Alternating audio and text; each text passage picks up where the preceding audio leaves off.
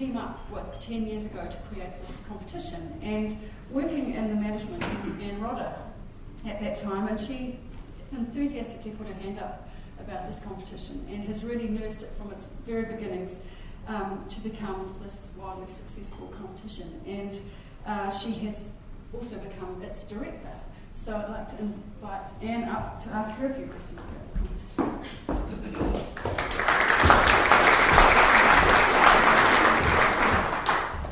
So things have developed a lot from since 10 years ago. And one of the great achievements is being awarded membership of the World Federation of International Music Competitions in 2004. So was this a goal from the start for this competition? It was always a goal, and we had the very good recommendation to actually invite the chairman of the World Federation to our very first year here. And it helped form quite a lot of the parameters that the competition, I guess, got right in the very first year.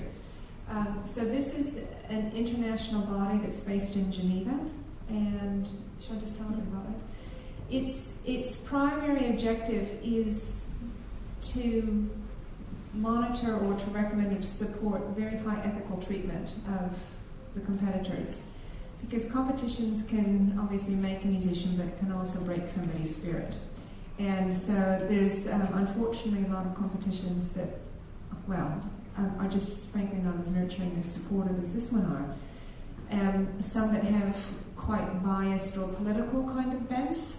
Some that are very cold, and the minute you're eliminated, you've got to make your own way home. The hotel doesn't want to see you anymore, and off you go. So it's interested in looking after the players, that's one thing, and around voting and that kind of behavior. The other aspect of it is providing concert tours, so that there's a furthering goal instead of just, here's your check, thank you, here's your concert, off you go, good luck with that career. It's actually competitions taking a responsibility for helping the laureates. First prize certainly, but the other ones also. So the sorts of requirements that were necessary for us to become part of this federation? They have guidelines. So for instance, 7 judges is their minimum requirement, and those 7 judges, of those, a majority have to be musicians on that particular instrument, and a majority have to be from outside the country that's hosting it. The reason for that is they recommend, and I can see why, particularly when you, for those of you that attended this judging the judges session before, just not only the variety of ages, of countries of origin, of gender, but also the schools of training. So you've got the Highfield School and the Galamian School and the Oystrock School, and so there are competitions that you have to be Russian to win it, or you have to be gorgeous and voluptuous to win it, or something like that. So that's what they're interested in. So we had to complete 2 successful cycles, and then we could apply for membership, and we were awarded membership. Fantastic there. And the judges contribute more to the competition than just being judges when they're here. They, just by their association, they bring prestige to the competition. Credibility, and they also help to attract competitors and spread the knowledge of the competition. So it's a very important role that these ambassadors for the competition really do for the competition. You just exactly, I mentioned earlier that I've been I looked up to Chilling Lin since I was 19 and first met him, but I was introduced to him again through Vesa kindly backstage in Auckland when he was at the NZSL a couple of years ago, and I tremblingly made my way to his dressing room to say, would you like to talk to me on the judge? And he was so welcoming, and he said, I measure the success of a competition by the buzz that I hear around my students, and Juilliard was buzzing. So it's his kind of endorsement with his huge celebrity mana that puts us in contact with his colleagues and also the very best applicants. And you, I think it was Michael touched on before how this competition compares with others in the world. And I talked with you about it, and you were talking about how at this point it seems we're in the top 6 or 7 competitions. So, and we've heard about that from past judges who have been here, who've been part of other competitions, and other contestants' experiences and so on. Do you have anything?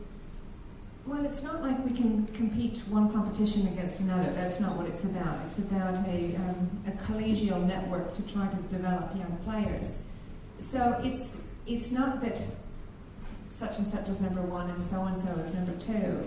And it's all kind of anecdotal feedback that we get. So when you put the picture together, it completes this idea that we really are top drawer considered amongst our colleagues. So the kind of feedback that helps paint this picture is this Banff festival that I went to before, and all of the major competitions are there. And the moment I say Michael Littler International, oh yes, that wonderful one, we've heard about that, it's supposed to be amazing. So that kind of feedback, the feedback that we get from our judges, who are very happy to take up Dean's and my invitation to come and sit on the jury, because they know about us and they know that they're going to be looked after and that it's a competition and experience of integrity. The competitors who will choose, sometimes given a chance if they're unfortunate overlapping with other competitions, would rather come here than other well-renowned ones. The quality of instruments that are now in these young players' hands that are on loan from foundations or from schools means that not only is the caliber of the competitor such that they should have one of these amazing violins like Julian was talking about to play with, but that they're very comfortable sending it to New Zealand with these young players. So you can see how it paints a full picture. And during these 10 years, there have been some other additions to the prizes and so on. One thing for Josef last year, he received some professional development with various partners of the competition. He was given some advice about branding and physical health, and he met with a chiropractor and massage about some issues he was, not serious, but issues he was having with his arms or his left arm, I think it was. And through the advice that he was given and exercises and so on, he hasn't had any further problems. So that sort of support has been really valuable.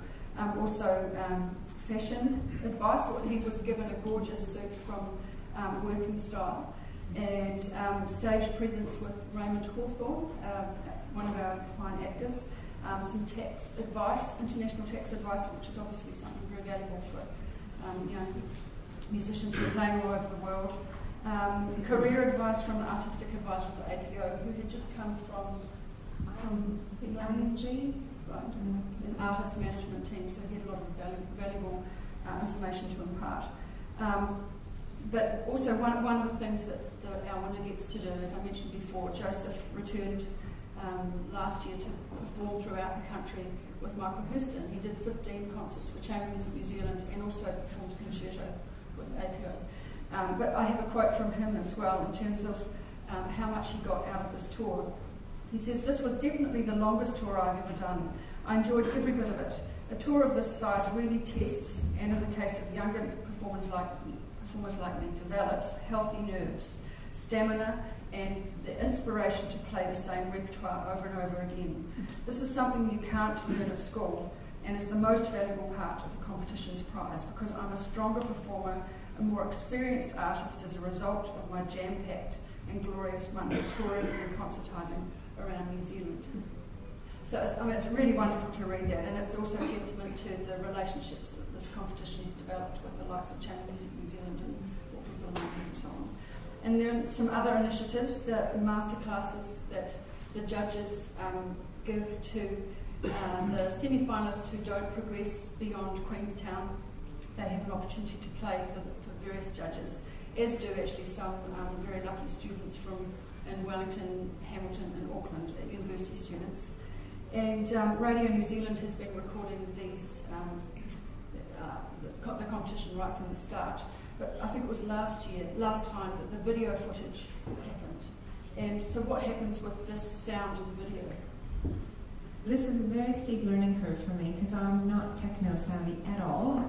But there are some very clever men up there, Gray and Matt and Adrian, and they are recording for Radio New Zealand and also video recording all of the performance schedules and all of the insider's guide too.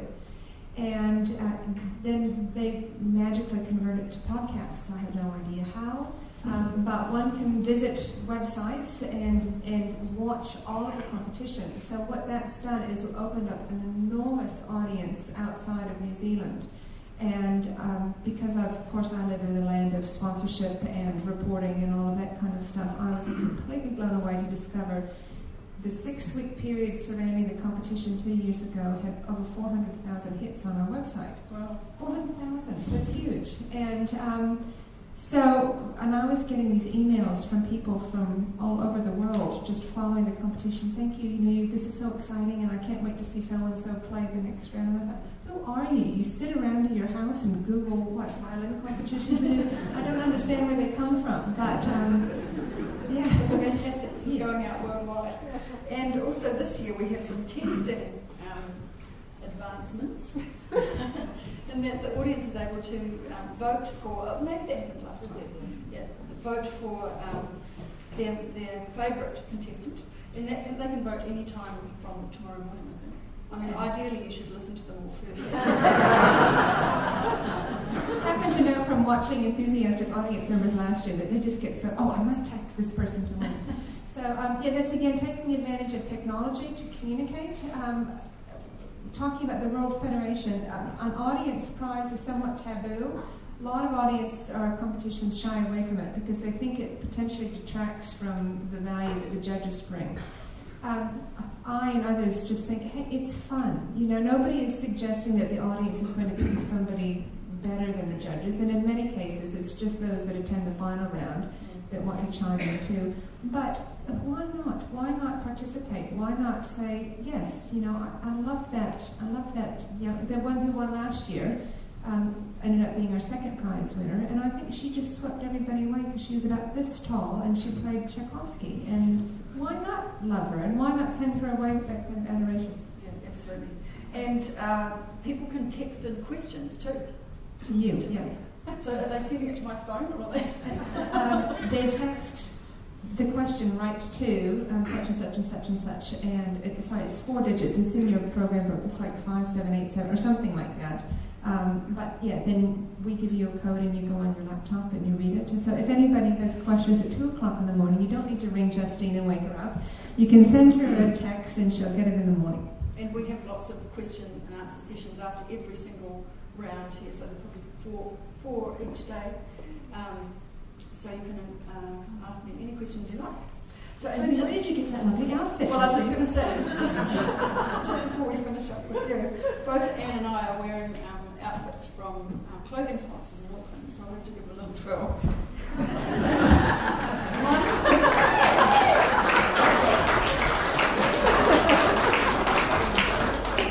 I'm wearing a top from Cybele, and Anne is wearing an outfit from Juliet Hogan. So thank you, Anne.